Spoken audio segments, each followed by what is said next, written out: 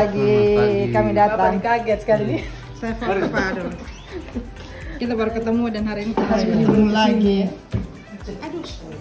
Jadi kami untuk 9 dari 21 itu startnya, tutupnya di tanggal 5 Oktober. Itu ini untuk akreditasi, reakreditasi. Puskesmas 21. Puskesmas. Sisanya nanti di tahun 2000. Kami 12 yang kemarin sudah ini jadi rencana November selesai ini. Langsung kami daftar memang untuk bulan November Desember. Kemarin utama 4. Sekarang itu yang dahulu kok. Jatuhnya yang di bagian bawahnya lah. Kalau paripurna berarti dokumen jatuhnya gak tahu. Nanti baru lihat itu kemana terus. Pasti bisa kalau di kabupaten ini kan teman-teman semua rata-rata sudah pendampingnya tim-tim anak-anaknya sudah bilang itu semua terjadi dan puskesmas bukan baru ya, yang redong itu kan mereka sudah pengalaman juga. Jadi dari 9 menjadi 5 harusnya lebih mudah ya, pengalaman dulu seperti apa. Terus sekarang kan banyak bimtek yang dilakukan secara online. Nah, pendampingan online, lembaga atau juga Kemenkes yang bisa nonton YouTube kalau jadi mereka latihan bimteknya langsung. Lalu ada beberapa puskesmas juga karena sudah upload dokumen ke LPA, langsung direview, mereka review, langsung mereka kirim. Contohnya ini kami bikin lagi model gini kurang apa. Sehingga saya bilang mereka sudah kirim dokumen contoh semua itu kamu pelajar karena ada nilainya di wawancaranya, ada ini uji petik sini. Kepada kualitas pelajaran dan ada sedikit yang begitu banyak ya Bapak ya. Siap. Kalau karena puskesmas persen dari APBD ya kita lihat sendiri kan kita pakai APBD juga seperti ini. Jadi lebih berharap di BOK deh kayaknya. Kalau BOK pasti dapat, tapi kalau JBN terputus kapasitasnya mereka kasihan teman-teman di sana. Mereka 60% operasional yang selama ini bisa dipakai untuk lain-lain. Kami tahun ini kalau sudah reakreditasi kami ajukan untuk perubahan anggaran itu persiapan ini apa BLUT. Tahun depan itu 21 itu semua BLUT semua kan.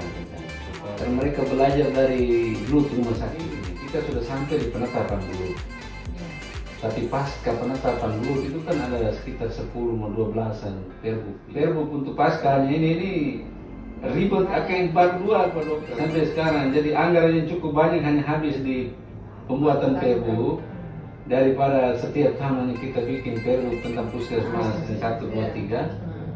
Lebih baik siapkan anggaran supaya tahun depan itu 21 datang kita bikin sama-sama, kerjakan masing-masing sudah supaya. Karena Pak Menteri itu mau supaya pelayanan posyandu atau kegiatan di tingkat desa itu menjadi peran semua kementerian.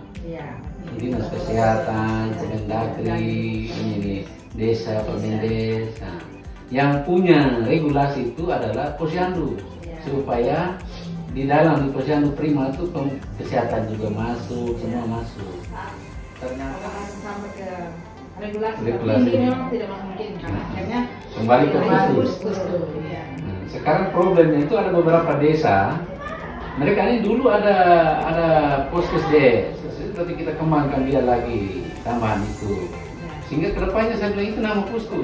Kalau ketika nama pusku, pemerintah daerah dan Kemenkes harusnya tanggung jawab. Karena itu Kemenkes tidak dapat. Sehingga kemarin itu desa-desa yang memiliki pusku lalu dia dapat posyandu prima, dia berbahagia Bu. Karena dia bisa intervensi. Jadi saya kemarin itu mereka puskesmas itu bangun baru semua. Dan puskesmas selamat kalau pakai dana desa untuk tenaga kesehatan di rumah. Sesuai dengan regulasi perbuk yang bupati itu bidan, perawat, misi, kesil. Itu wajib. Dana pembiayaannya juga sudah ditentukan, gaji yang ditentukan di perbuk itu dibiayai oleh dana desa. Hanya gedungnya yang mereka tidak bisa bangun karena itu non-batunya tadi. Sehingga saya lihat Pak Menteri itu mau rubah ke posyandu tujuan diragai itu semua. Iya, tujuannya memang itu. Pembiayaan itu. Jadi dalam kota nanti jadi tiap kelurahan ada puskes semua. Jadi dia mulai dari 31 Agustus 1 September itu sudah mulai konsep baru layanannya itu berdasarkan ILP. ILP kita ini sudah jalan, hanya rubahnya harus berdasarkan siklus hidup. Tidak ada lagi yang ruang tindakan umum itu. Jadi dari loket dia hanya memisahkan per umur lalu tindakan umum itu sudah per umur. Jadi oh ini nih, engkau tindakan umum di sana.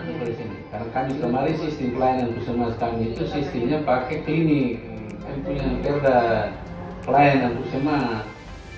Sekarang caranya harus menyesuaikan tentang klaster. Jadi yang nanti jalan tiap hari untuk jalan dari ruangan ke ruangan itu, jadi orang P2 harus ada di klaster ibu anak, orang P2 harus ada di klaster remaja dan usia sekolah. Kalau dokter ini kita kurang, jadi kamu ini tindakan butuh pelayanan dokter atau ini tadi pulang ini.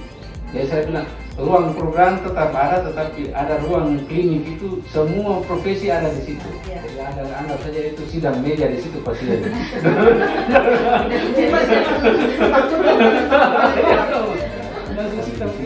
Di dalam Kemenkes itu dia berdasarkan jumlah penduduk untuk kapitasi. Perhitungan kapitasi berdasarkan puskesmas terkecil. Sehingga mereka masih bayar masih umum yang 7.000, padahal kalau dengan kapitasi yang itu berdasarkan statusnya itu masih bisa 10.000.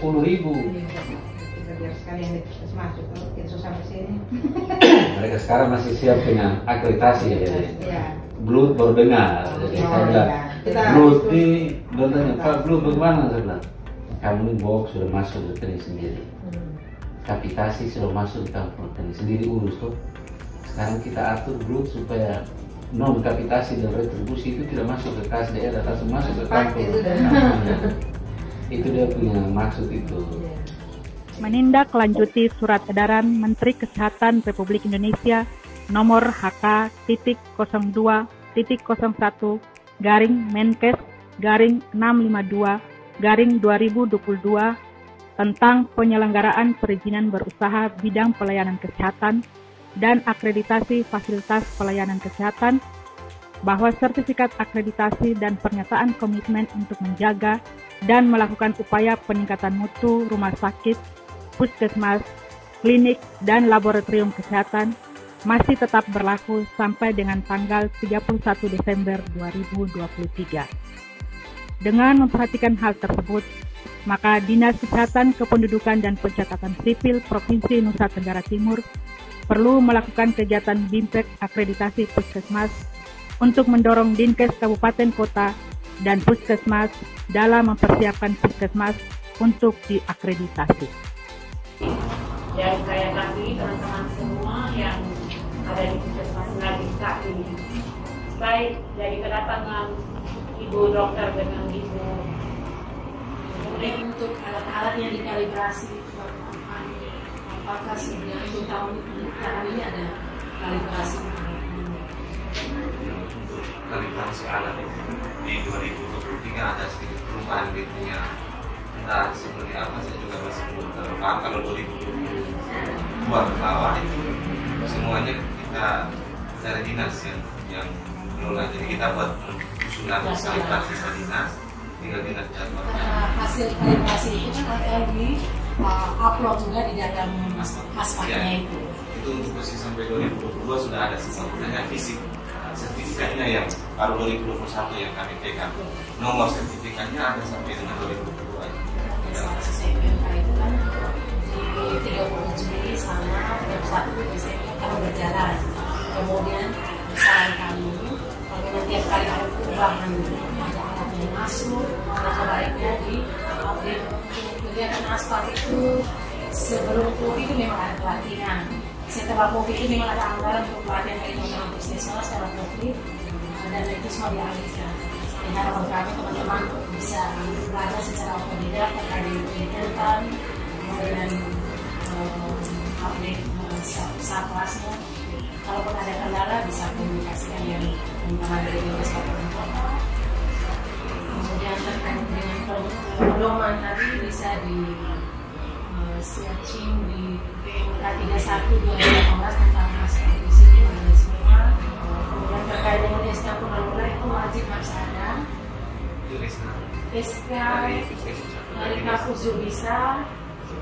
Kalaupun ada sebagai pengelola barang, alangkah baiknya kalau memang SK Bupati di situ nama dicantumkan idenya pengelola barang dan pengelola. Nah, itu kan dia ada kumulatif semua puskesmas kumulatif puskesmas tidak boleh disebarkan nomenklaturnya pengelola barang. Dilakukan dilakukan inventarisasi alat masyarakat sesuai dengan aspal. Dokumen yang harus ada itu dokumen aspal puskesmas. Setelah ada input pengisian kan ada import datanya kan ada Excel bisa di-download itu sebagai bukti bahwa teman-teman melakukan update data. Untuk semua EP teman-teman ya di situ apa yang harus disiapkan, apakah dia regulasinya, dokumennya, atau nanti dia wawancara, dia nanti dia akan wawancara atau nanti dia akan simulasi RPWS ya, observasi. Lebih ke arah apa nih? Sarana prasarana saja yang lebih beratnya kan. Sedangkan target dari Ibu berdua kelihatannya bahwa mau di sini paripurna. Kayaknya saya juga masih meragukan, tapi ya kalau bisa ya syukur alhamdulillah.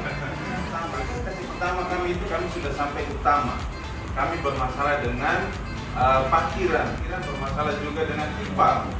Sehingga kami mengalami penurunan di utama. Tetapi untuk yang dokumen semua, saya rasa teman-teman semua sudah maksimal sekali. Untuk yang sampai 9 bab yang kemarin, sekarang kita sudah beralih ke 5 bab sekarang.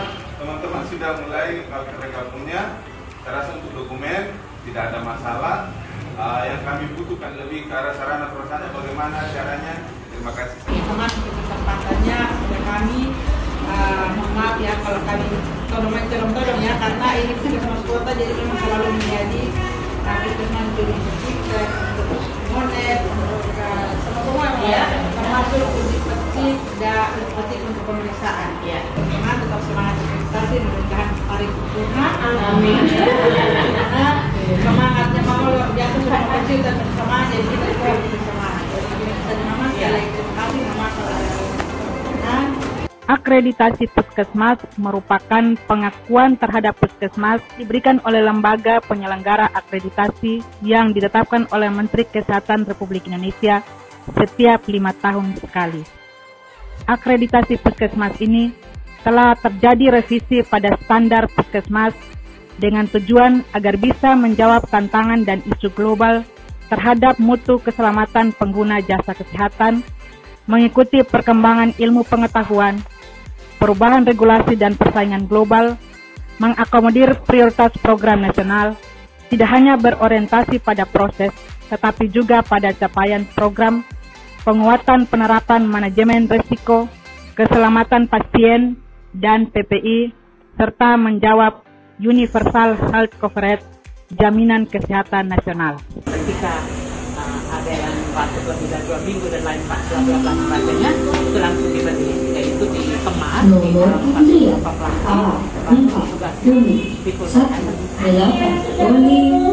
kalau ambil dahak di sini langsung itu mungkin yang istilahnya SPSD ya, langsung nah itu lebih baik saya akan saksi. Ini kita ini habis, nanti saya punya case yang perempuan tadi itu saya suruh dia koordinasi terus di rumah sakit. Kita ini timbang langsung retribusinya ya. Nah, baru kita ya.